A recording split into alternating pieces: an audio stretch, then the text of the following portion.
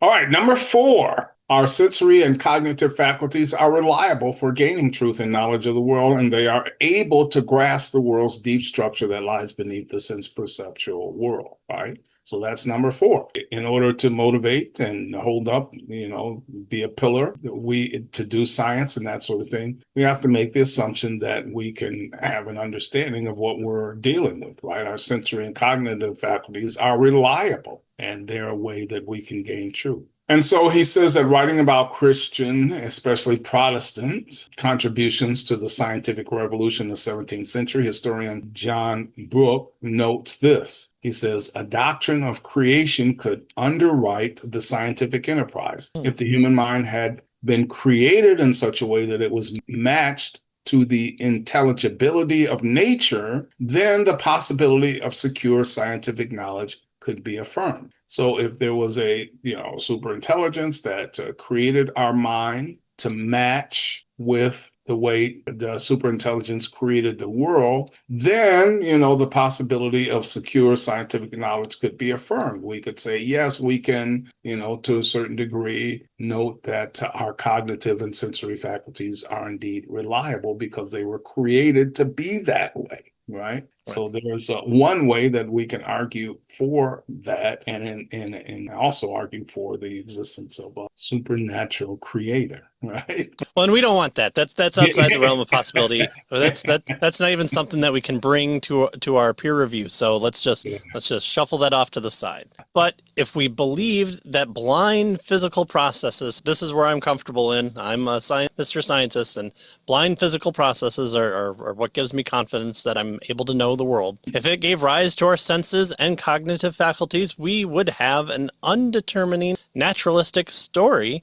that would lead us not to truth, not to trust our faculties. The problem of justifying the assumptions that we can trust our sensory and cognitive faculties becomes especially acute when we consider the combination of scientism and its creation myth, evolutionary naturalism. So there's the big problem. And here's the basic problem, right? And it's something that we've talked about before with, I believe, Mitch Stokes's How to Be an Atheist, and I think Nancy Pearcey also covered it in her book Finding Truth, and all those can be found on Cave of the Cross as well. So here's the basic problem. According to naturalistic evolution, which again we're Mr. Scientists, we have to accept this. It's the only answer out there.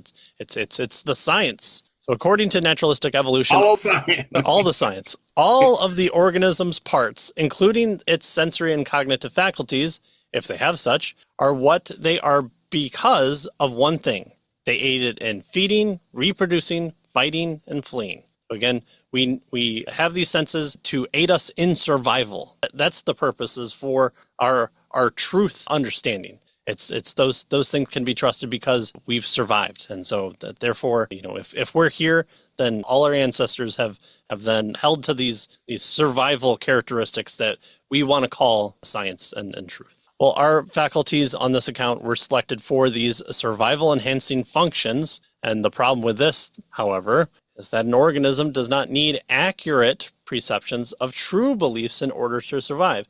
Again, the rustling in the bush, is it a ghost or a snake? Well, you go to ghost movies because it could have been a snake. And so your truth faculties doesn't care one way or the other what's in there, but you heard a rustling and you ran while the other person didn't. That person did not survive because it was a snake. And you are in a long line that have developed this survival technique, and you praise your ancestors by then going to scary movies and hearkening back to that gene that's in you that likes to be, that doesn't even like to be scared, that gives you survivability for being scared. Right. In other words, let's assume that you think, oh, it's a ghost and I should run. Right? Or it's a snake and I should run.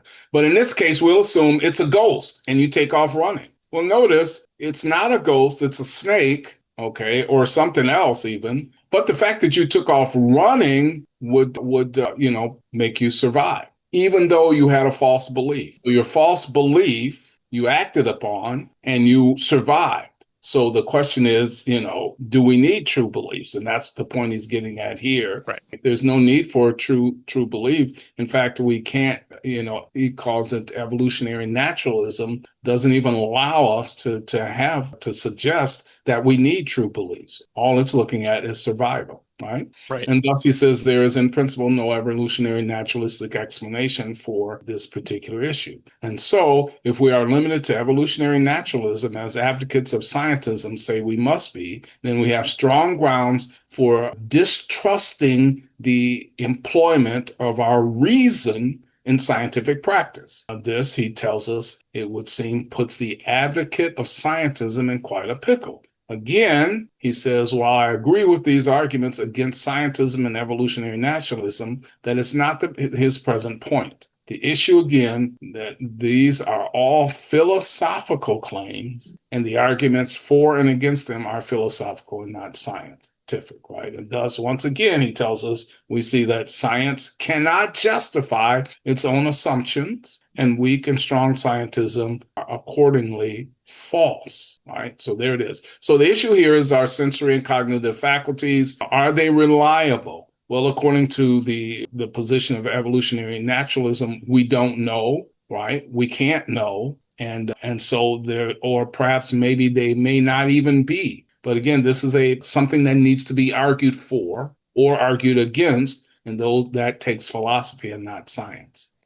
Right. So even knowing that evolution only picked us for survivability traits is itself, a unknowable truth in and of itself. So, and we're falling down the rabbit hole. And again, people in the comment section are going to want to argue all these points. And all he's saying is you cannot argue from this from a solely scientific point of view. You have to move from the realm of science, and therefore scientism is out, into philosophy.